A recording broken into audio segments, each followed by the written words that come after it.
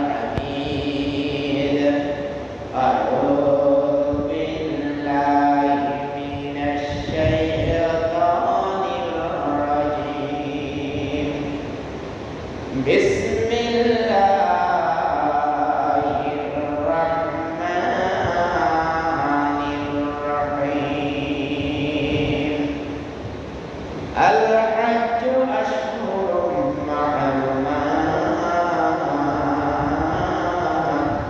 فمن فرد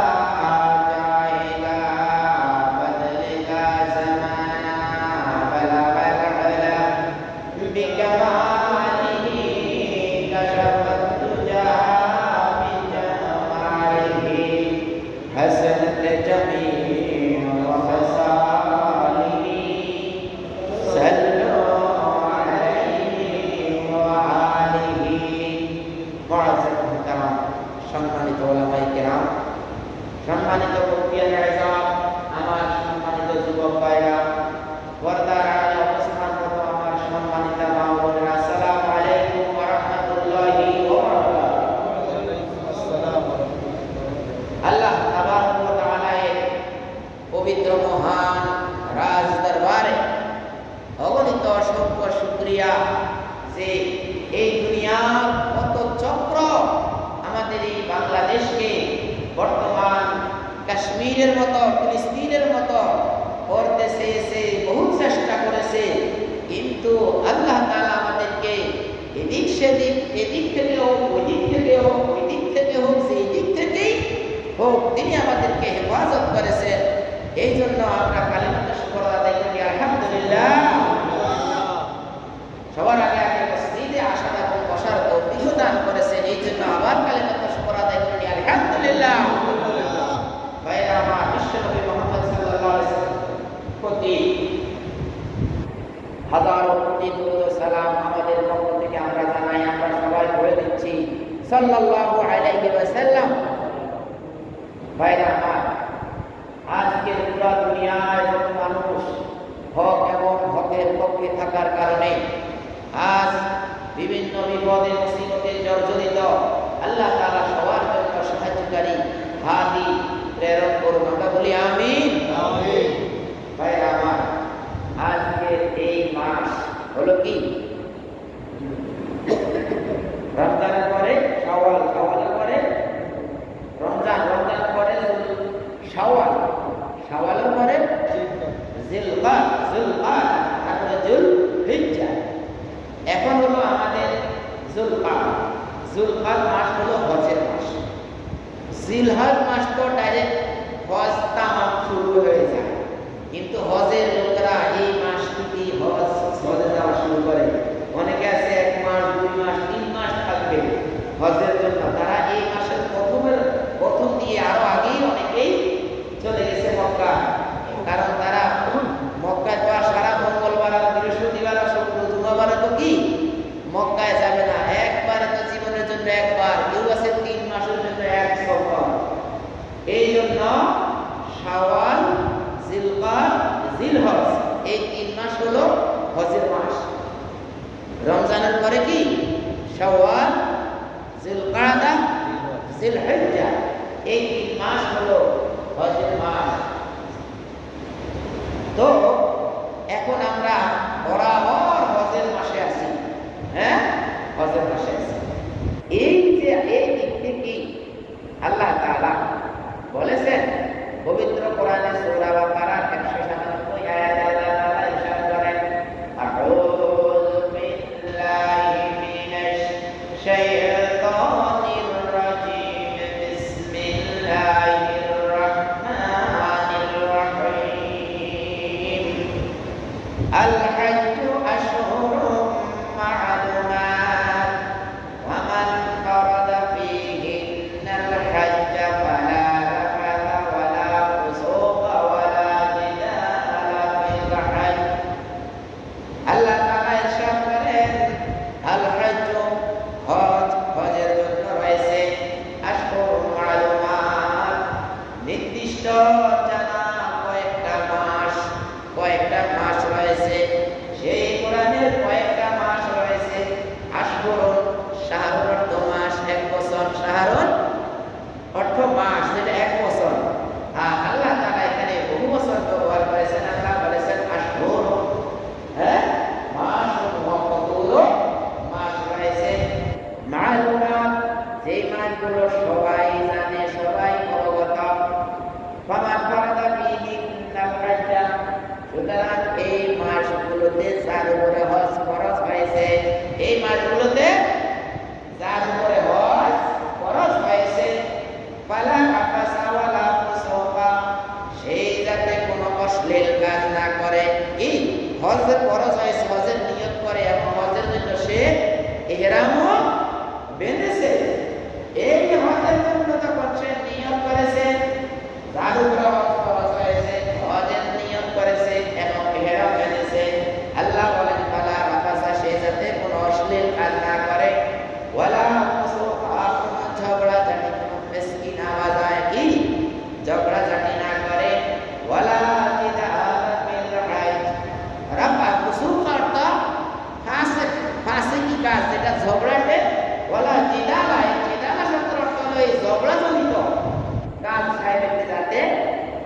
সংগঠিত না করে, তার দ্বারাও যাতে কোনো ঝগড়া সংগঠিত না হয় সেই দিকে তাকে খেয়াল রাখতে হবে। ফিল হজ্জে হজের মাসগুলোতে হজের হেরাম অবস্থায় ওয়া মা তাফআলু মিন খায়রিন ইয়ালামুল্লাহ, আল্লাহ তাআলা ইরশাদ করেন ওয়া মা তাফআলু মিন খায়রিন, তোমরা যাহা কিছু কল্যাণকর বস্তু করো, কাজ করো, কল্যাণ জনিত যত কাজ তোমরা করো, ইয়ালামুল্লাহ, আল্লাহ তাআলা সব কর্ম সম্পর্কে অবগত আছেন।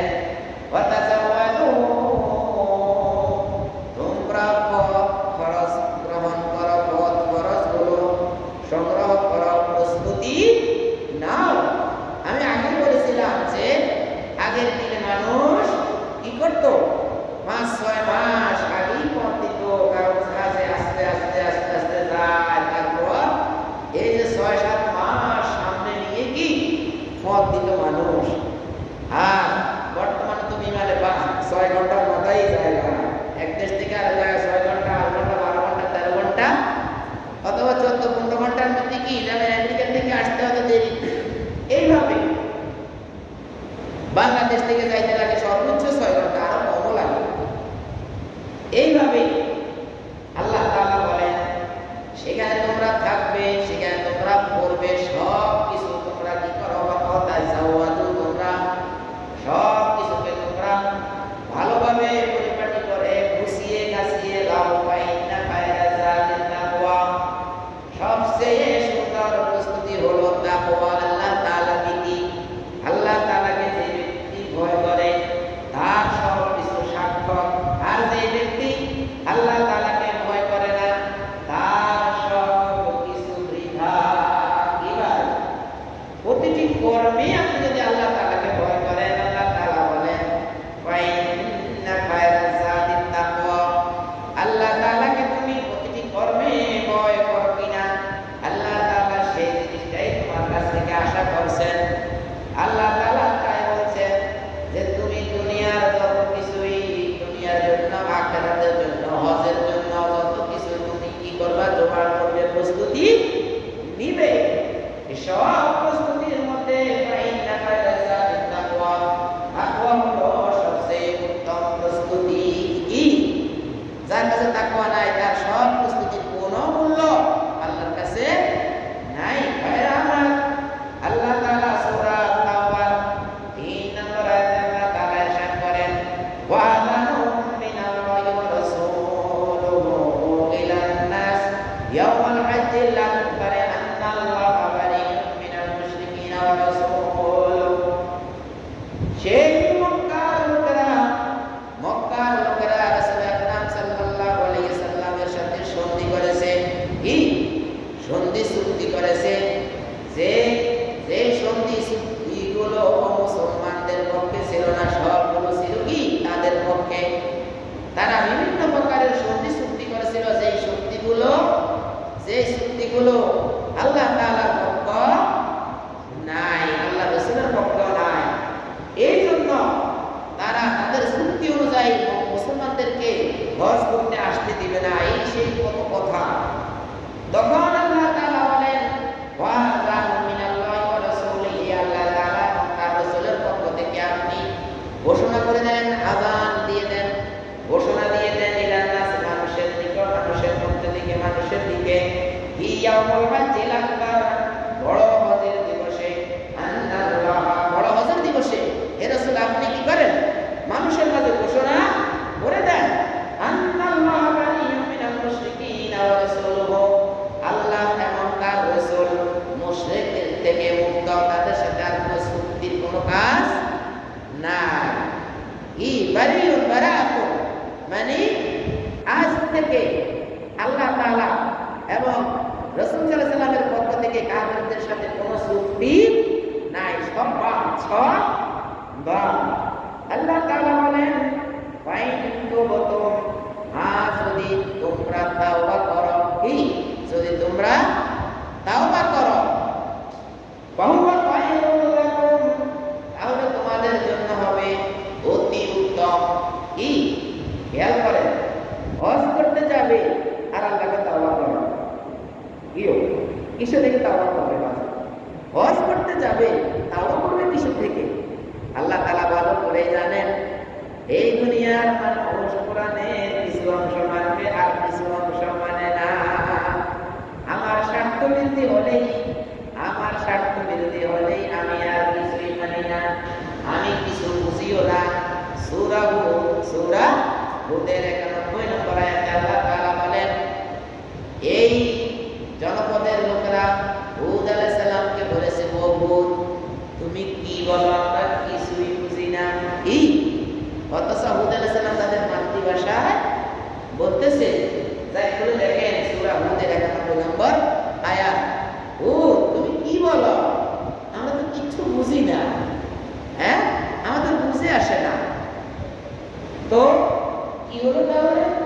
মানে আল্লাহ তাআলা বলতেছেন যে তোমরা এতদিন আমার ঘরে আসার আগে যা কিছুর সাথে তোমরা জড়িত ছিলা, আমার ঘরে আসার সময় একটু তাওবা করে আসিও।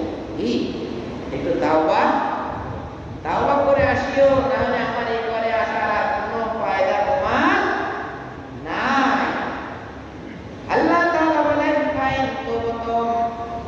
যদি তোমরা তাওবা করে আসো, যে আল্লাহ ইতিপূর্বে আমরা যাহা কিছু করেছি সব কিছু থেকে আমরা তাওবা করেছি, তাওবা করে একমাত্র আপনার দিকে ফিরে আসলাম। কার দিকে? একমাত্র আল্লাহ তাআলার দিকে ফিরে আসলাম। এই কথা বলে যদি তোমরা আসো, তাহলে তোমাদের জন্য হবে অতি উত্তম। ভাইরা আমার, একজন মানুষ হজ করতে যখন যায়, তখন সেই ব্যক্তি তার অর্থগতভাবে কি করা হয়? অর্থ ব্যয় করে।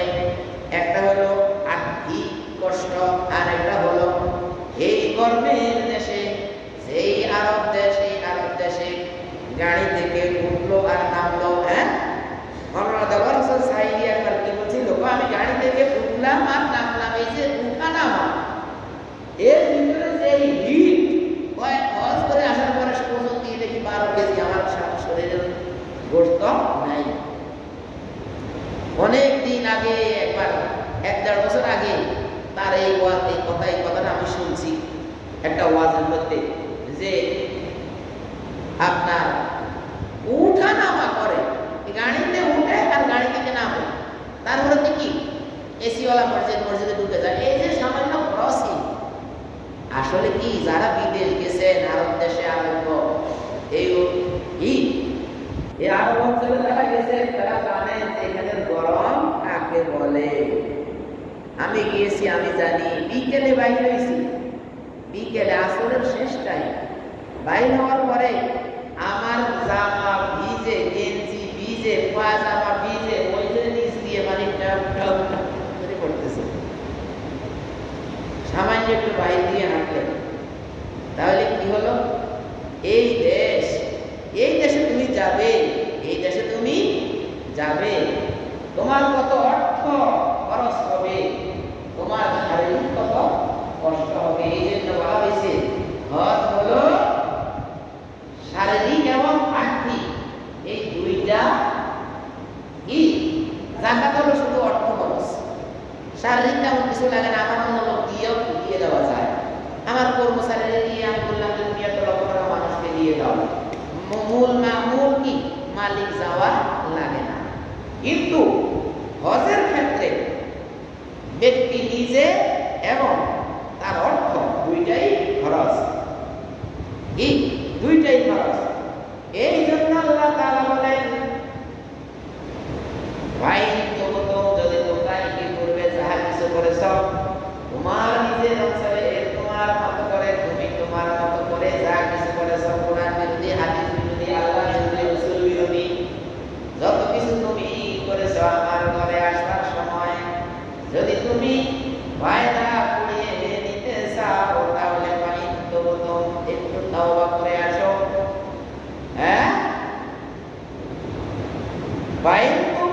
যদি তুমি তাওবা করে আসো, এত কষ্টের পর তাহলে তোমার জন্য কল্যাণ হবে।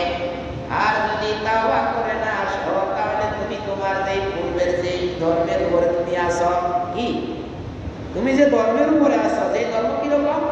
কোরআনের অর্ধেক মানো নাই এক ধর্ম, আবার পুরা কোরআন মানে এই আরেক ধর্ম। কি? পুরা কোরআন মানে এই এক ধর্ম, আর কোরআনের অর্ধেক মানে না, 500 আয়াত মানে 6000 আয়াত মানে না, এটা হলো আরেক ধর্ম।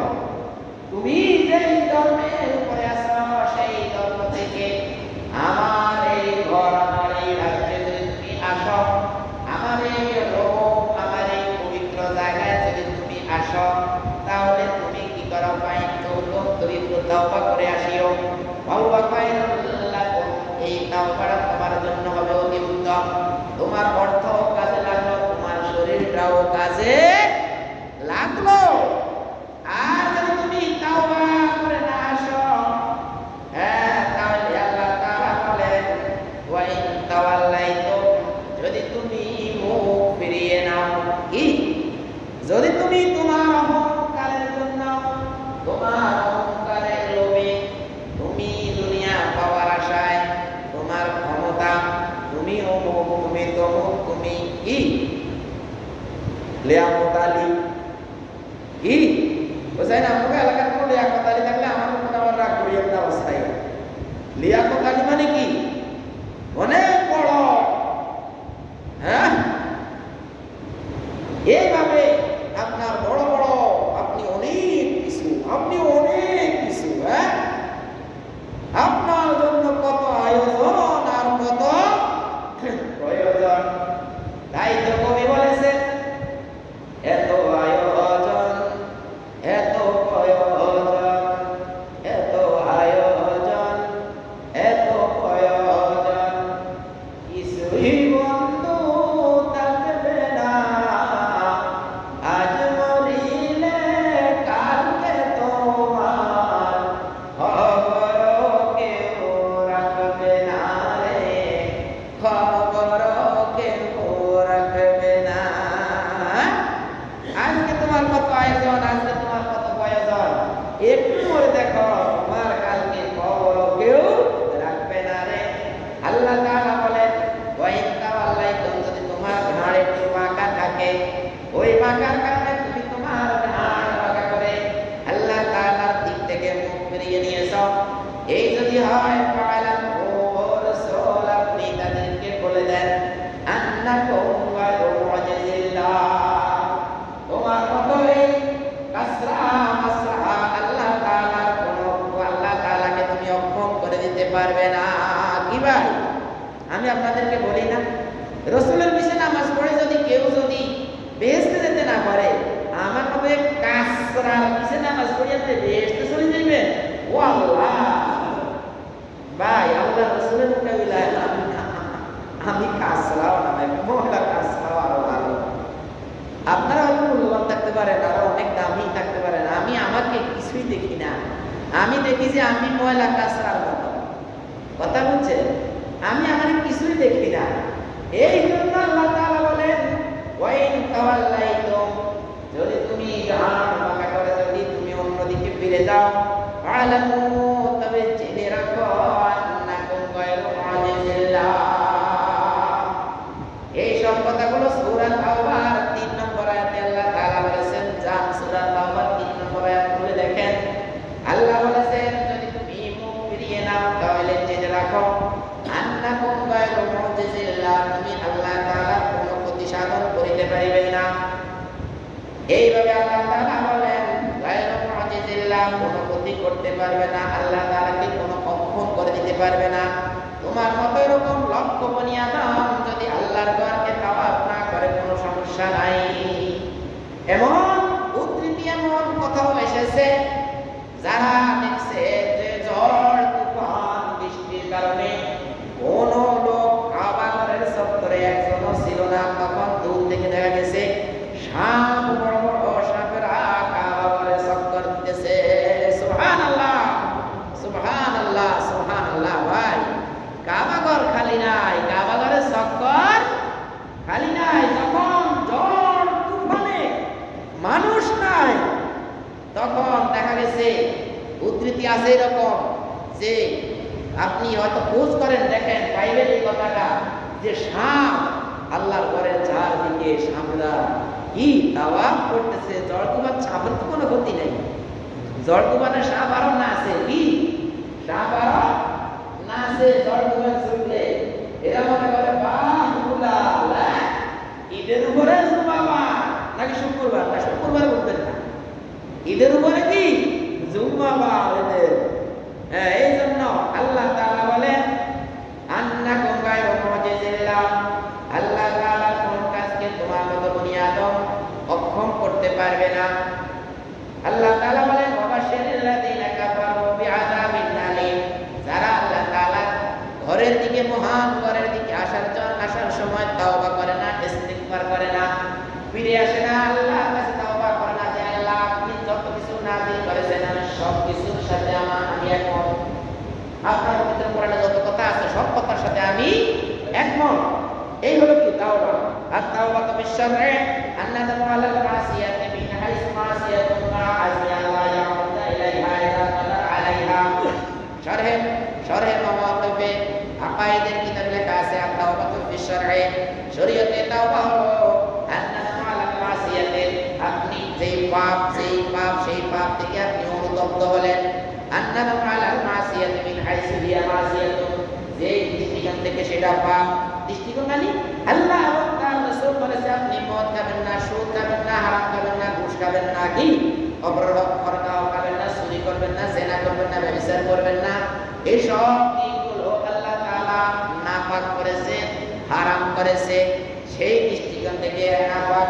এখন যদি আপনি বলেন সারাদিন আপনি সিগারেট খাইছেন, সারা জীবন খাইছেন, এখন আপনি যদি বলেন যে আমার এখন বয়স হয়ে গেছে, এখন ছেলে বিয়ে দিছি, বিয়ে করিয়েছি একজন মাওলানার কি মেয়ে, এখন আমি সিগারেট খাইলে যদি আবার মাওলানা সাহেব যদি বলে যে আপনার মধ্যে গন্তব্য যায় থেকে আর খাবো না, কি অথবা ছেলে বড় হয়েছে, মেয়ে বড় হয়েছে, বিয়ে সাথে দেবো, এখন আর সিগারেট খাবো না, মদ খাবো না, হ্যাঁ, এই কথা বললে আপনার তাওবা হবে না, বরং আপনার তাওবা করতে হবে।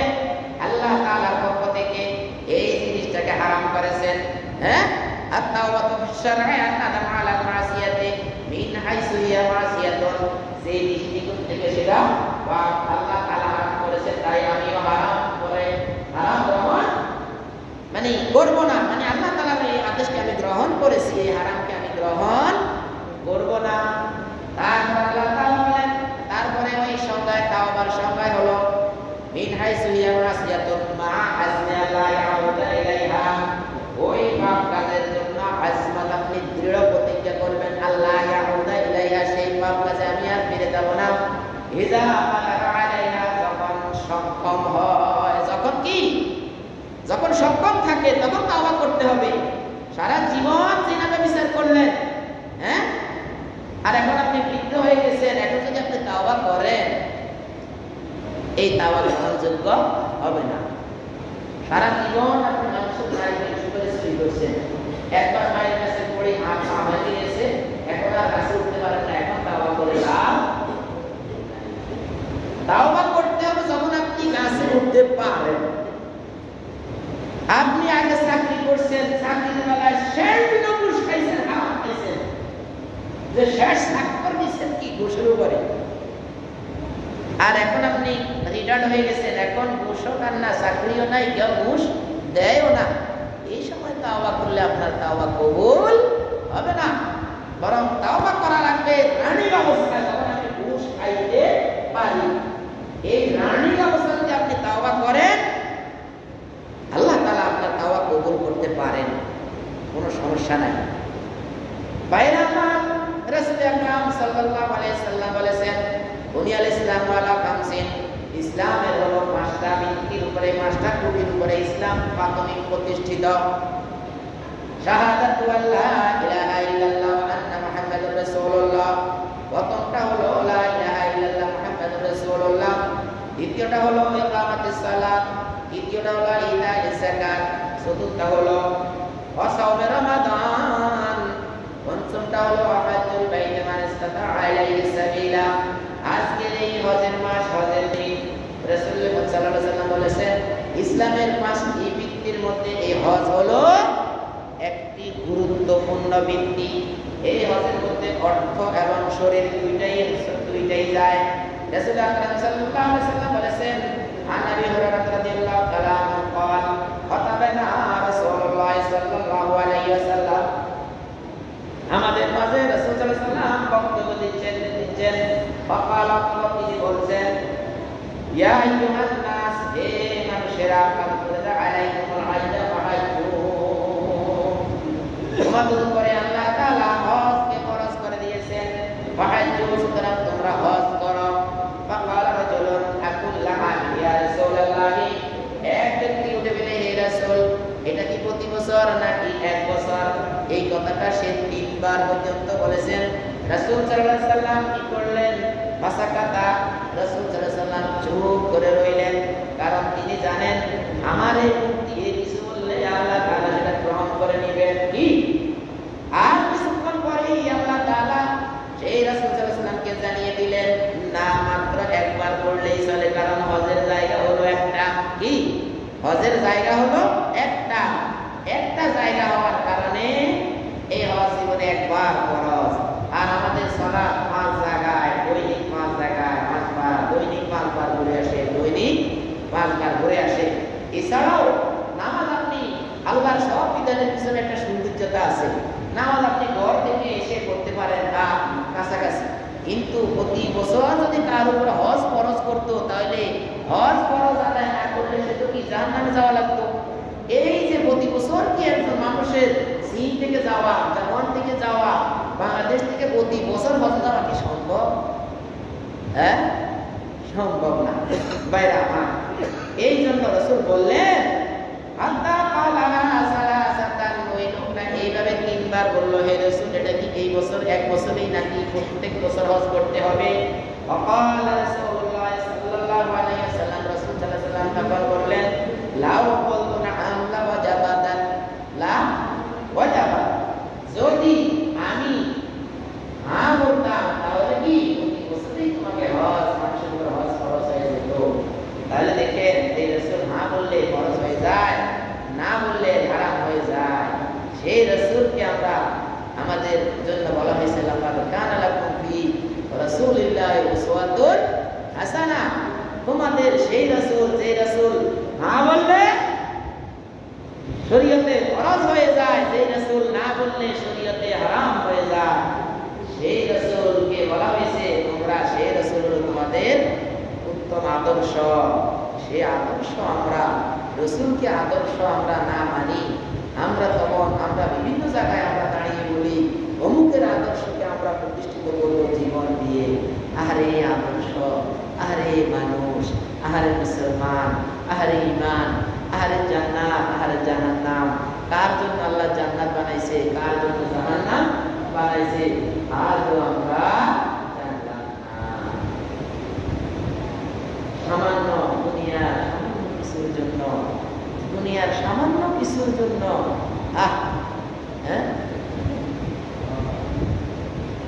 দুনিয়ার সামান্য কিছুর জন্য আল্লাহ তাআলা আমাদেরকে হেফাজত করুন। আমরা বলি আমিন। আল্লাহ রাসূলের আদর্শ আল্লাহ তাআলা বলে দিয়েছেন, আল্লাহ তাআলা জানেন দুনিয়ায় যায় মানুষ কত গোলামের আদর্শ। আমরা এক আল্লাহ গোলাম না ভাই? আমরা সবাই আল্লাহর গোলাম না? আমরা সবাই আল্লাহর গোলাম না? আল্লাহকে মানি আছেন কি? আল্লাহর সাথে শেয়ার আছেন না? আপনি কেউ আছেন এখানে যে আল্লাহর সাথে শেয়ারে আছেন, শেয়ার হোল্ডার? আমরা সবাই গোলাম। আল্লাহ তাআলা ভালো করে জানেন দুনিয়ায় গেলে আমার গোলামের আহারে গোলামের আদর্শ প্রতিষ্ঠিত করবে দুনিয়ায়। এই জন্য আল্লাহ বলে দিয়েছেন, লাকাদ কানা লাকুম ফি রাসূলিল্লাহি উসওয়াতুন হাসানা, রাসূল সাল্লাল্লাহু আলাইহি ওয়াসাল্লামের জীবনেই রয়েছে তোমাদের উত্তম আদর্শ। বাস্তবায়ন যদি করা লাগে তোমার জীবন দিয়ে, কার আদর্শ বাস্তবায়ন করবে? আল্লাহর রাসূলের আদর্শ বাস্তবায়ন করবে। আর যত আদর্শ আছে সব আদর্শ খালি বললে আল্লাহ তাআলা আমাদেরকে এই কথার উপরেই থাকার তৌফিক দান করুন। আল্লাহ বলি আমিন। আমিন। আমাদের সবাইকে আল্লাহ তাআলা রাসূলের আদর্শের উপরে কবুল করুক। আমরা বলি আমিন। আমিন। Ya Allah kabul karen wa akhir da'wana alhamdulillahirabbil alamin. Assalamualaikum warahmatullahi